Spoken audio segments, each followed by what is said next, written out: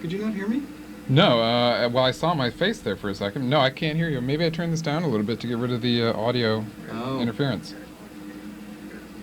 Okay, he's calling you, so let's go on the air.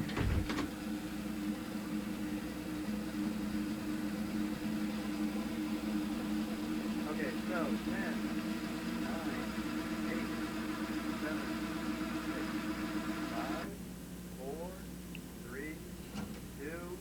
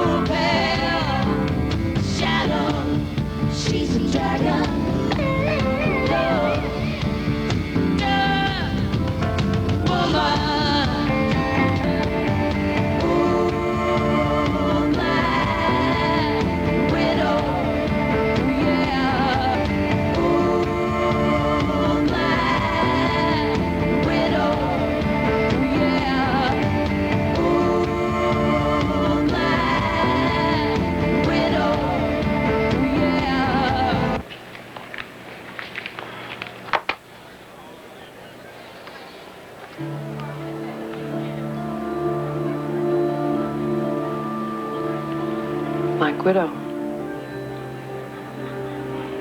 She mates and she kills.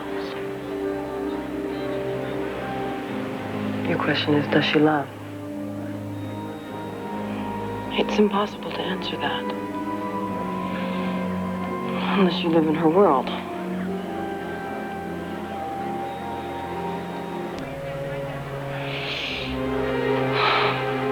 Makes me wish I had more to share with you. Truth is, I'm sorry it's over. The truth is, it's not over yet.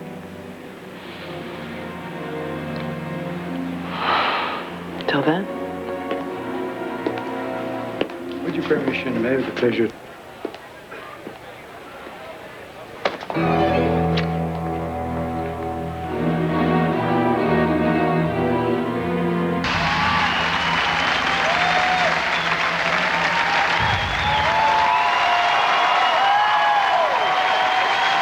Thank you very much.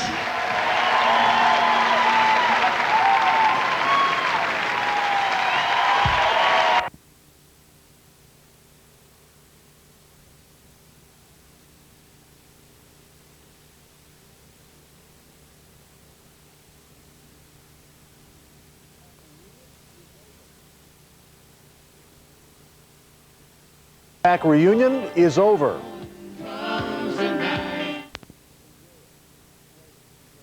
Actor Christian Slater will be celebrating the new year in jail. Slater, seen here in the movie Pump Up the Volume, was sentenced to 90 days in jail today for allegedly punching his girlfriend and then biting a man who tried to help her. Slater entered a no-contest plea. He's also been ordered to enter a drug rehab program after he serves his sentence. Yesterday, actor Robert Downey Jr. was sentenced to 6 months in jail for violating parole for a drug conviction. Fleetwood Mac is calling it quits again.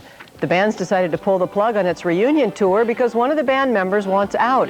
Keyboardist Christine McVie is apparently tired of the tour's grueling schedule. The band's played 44 shows this year, making more than $36 million. The band says it'll still play special performances, like its induction into the Rock and Roll Hall of Fame next year.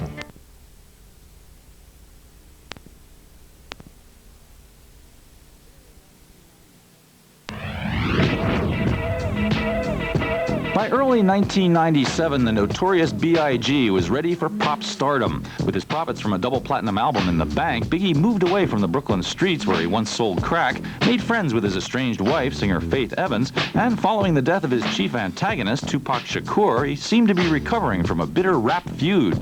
Things were looking up. Where his debut had him ready to die, now Biggie was prepared for life after death. Biggie, Biggie, Biggie, can't you see? Sometimes your words just hypnotize me. I'm going to continue to keep making those songs that make you dance and make you groove and have kids and all kinds of things. I'm here, me and my man Caesar Leo. We're just going to do our thing forever, forever and ever. But then, just 2 weeks before the release of Life After Death, Biggie was murdered while leaving a party in Los Angeles. His death was immediately likened to Tupac's. Both were drive-by shootings, and both left hip-hop fans with more questions than there were answers. Of course, and when Puffy wasn't on the road, he continued producing, directing, promoting, rapping, remixing, and even opening a restaurant. He seemed to be everywhere, in the studio, on newsstands, in tons of videos, and in the process, he seemed to be working with everyone. Look at him answering his phone. Everyone. Just do the riffs again, you know.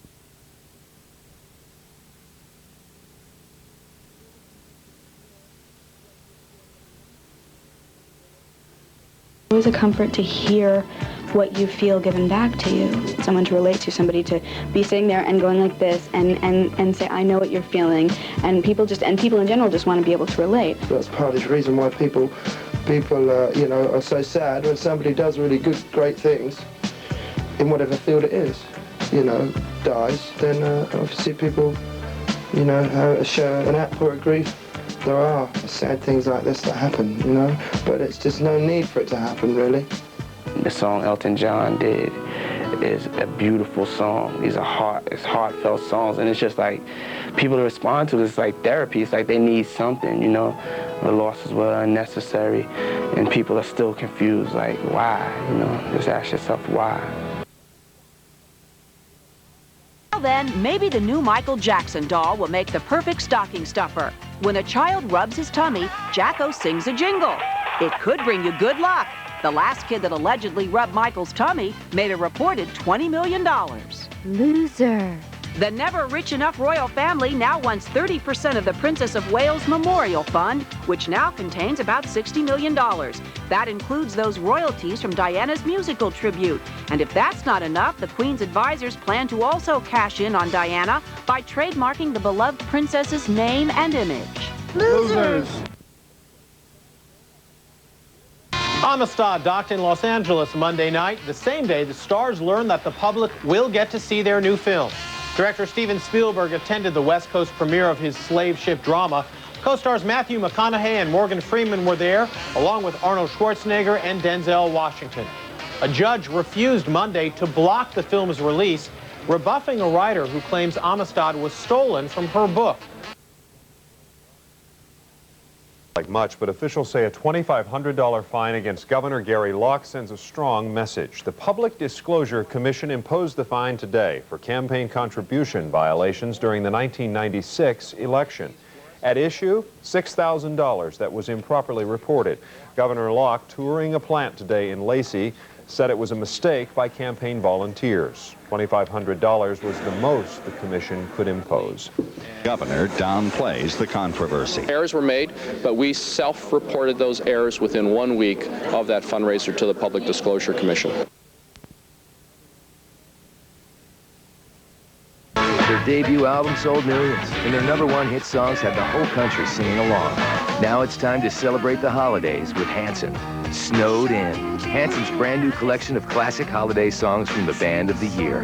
And just in time for the holidays, Hansen's brand new home video with exclusive, never-before-seen footage of the band on the road. Hansen, the new holiday album and the new home video. Now available on Mercury Records cassettes and compact discs. Available. They're the tools of the devil. I think there's some devious person pulling their strings, and I'm very scared of those boys.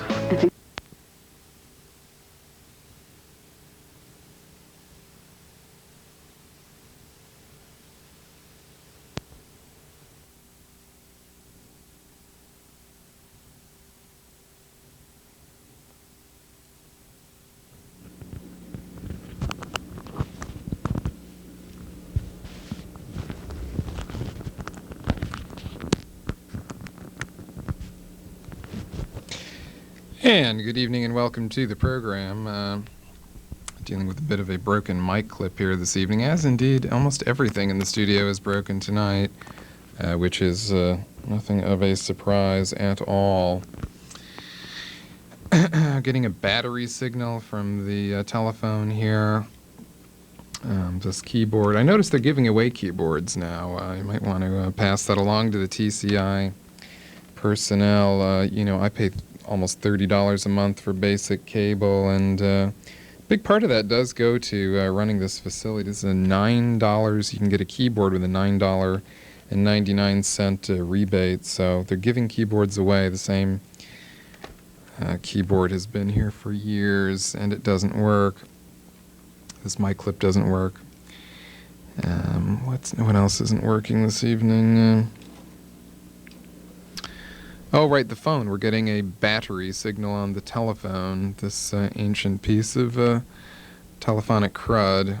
So, that's our way of welcoming you to the program and hoping that we can manage to eke out some quality commentary in any case here on the subject at hand.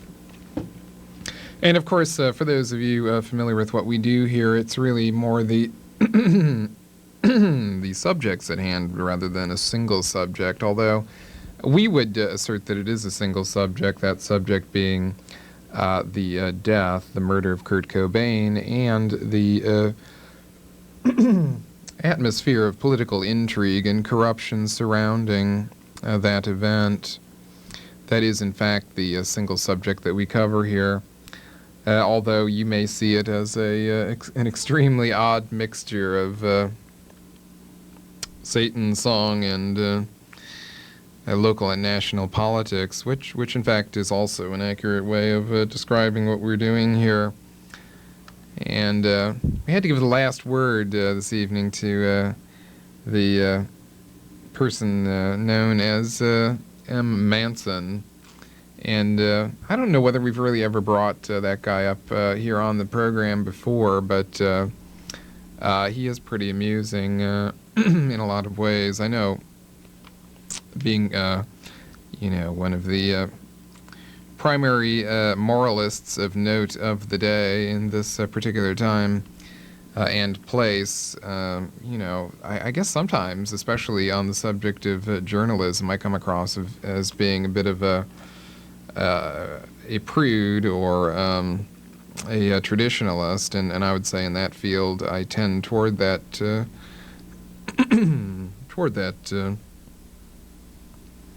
the aspect of professionalism that I think ought to be there at all times in broadcasting and journalism. But also, it's not the conservatism of wanting to see the profession endure in some respect or another is not at all an indication of prudishness. In fact, I would say that M. Manson is a jolly good laugh, and beyond that, and as far as I've seen, he's a pretty articulate observer of his times. I mean, one of the things that we try to do here on the program is to try to, because it is the subject in part of the program, explain the entertainment industry, and specifically that dirtiest and nastiest of avenues of the entertainment industry known as the music business, which is probably more accurately called the record industry. And so the music business, as they call it, is nasty and mean. There's no doubt about that. And almost no one within it ever refers to that fact, anyone who gains any success, because, of course, even the successful people in the music industry are utterly terrified of being dismissed as no longer fashionable and thus out their extremely lucrative careers. And so rarely do you find anyone making any substantive criticism of any other person with any power within that industry. Although it's pretty funny to see M. Manson taking a shot at those young sprogs from Oklahoma and calling the Hansen boys the tool of the devil. I thought that he was the tool of the devil, M. Manson himself, but it's pretty funny to hear him referring to those blonde sprogs as those deserving the opprobrium that he receives. And, of course, I believe that he knows fully what he's saying, which is that when he's referring to people pulling strings behind the scenes on those young guys, of course, he's referring to Danny Goldberg, who's accurately described as Nirvana's old manager and, more importantly, Kurt Cobain's principal talent manager / lawyer.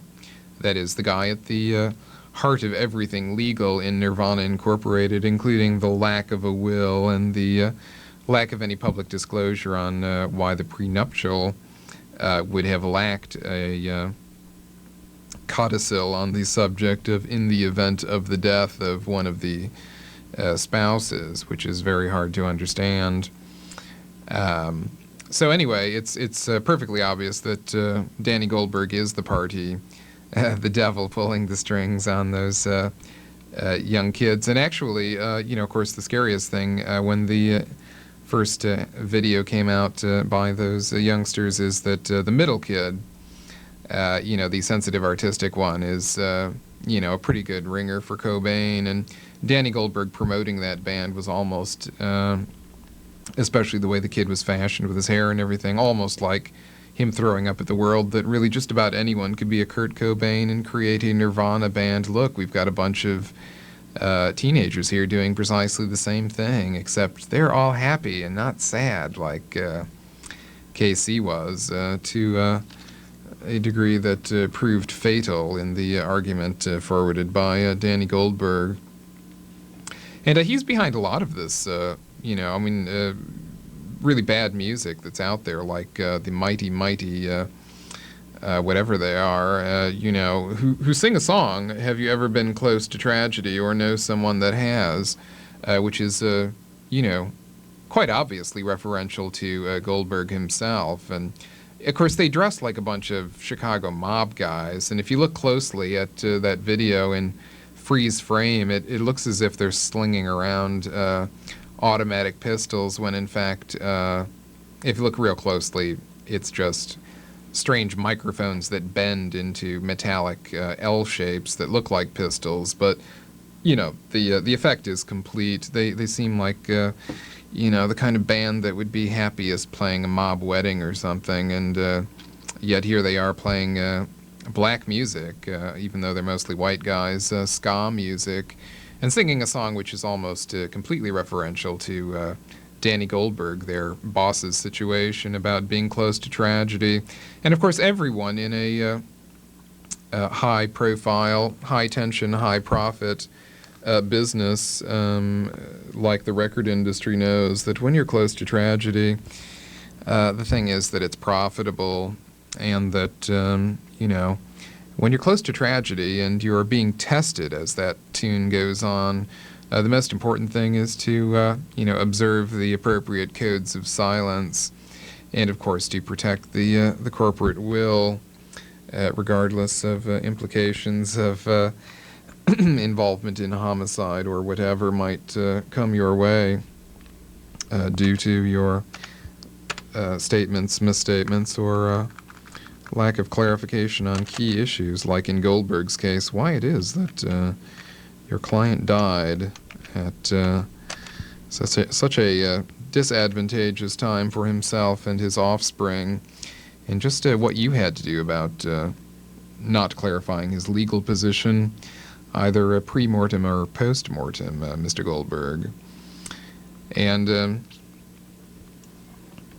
so that's a bit of the Satanism and song aspect of the program for this evening. And as you've seen, we've also had a considerable interest in local politics for quite some time, and just how it is that our local politicians let those Los Angelino record lawyers get away with what they've gotten away with here in our hometown, which is a very significant question. I noticed that Channel 5 did a half hour on the outgoing Norm Rice today, and that was a pretty soft sell on the whole, legacy of Norm Rice, or, the fact that he's gone and soon to be forgotten is basically the way they spun it. The aspects of controversy were gone over without, well, actually, I only saw part of the program. I've got it on tape, but the aspects of controversy seem to be virtually non-existent, except in highly euphemistic references. And Locke, who is still in office and will be for quite some time, Gary Locke, as you see, finally got caught out there. He was actually reported on by being fined by the PDC, the Public Disclosure Commission, by Channel 4, as you saw in the clips there. And of course, that's due to the fact that Channel 4 is also is owned by a company called Fisher Broadcasting, which also owns right-wing talk radio, KVI, and of course this is the sort of thing that their listeners love to hear about local politicians, especially Democrats. So that's why it was reported on in Channel 4's coverage. I was not able to catch any of it, looking pretty hard for it on the other stations, and in fact I was not able to find any follow-up on the cash contributions controversy that was reported in the Seattle Times. So there you have the Locke business finally getting to the point where he's at least being a bit singled out by a pretty lame agency called Public Disclosure Commission for sins of the dirty dollar bill kind. But I paid a parking ticket. As you know, Mayor of Seattle is supposedly the job that only has to do with issues like deciding what parking tickets are going to cost, which is plenty if you don't pay them immediately. I went to one of the neighborhood centers just this last week, which is supposed to be one of the crowning achievements of the Rice administration, that you can go to a neighborhood location to try to settle your parking tickets with a magistrate rather than going downtown. But as I found out when you go there, all you'll find is that if you contest the fact that you've been fined, even if you've got videotape to back yourself up, the magistrate will merely require that you devote another half hour of your time to go downtown to try to settle it in a trial setting. And, well, anyway, I picked up this, which maybe we can go over another time, or perhaps you can pick it up yourself, but a Universal Studios promo pamphlet in the neighborhood centers, and it's all this horrifying stuff from Universal. It's all death and destruction and killers like John Landis, who killed Vic Morrow and those two little Vietnamese kids in that Twilight Zone movie. And, you know, this is really the crowning achievement of the Norm Rice administration, the welcoming in of the Universal Corporation, Universal Seagram's MCA, to take over the town, which they damn near did. And you can thank me that they haven't quite succeeded in that to date. And thanks for joining us. Please join us again next Saturday night at 11:30 and Sunday at 9 p.m. And we'll be talking to you again then.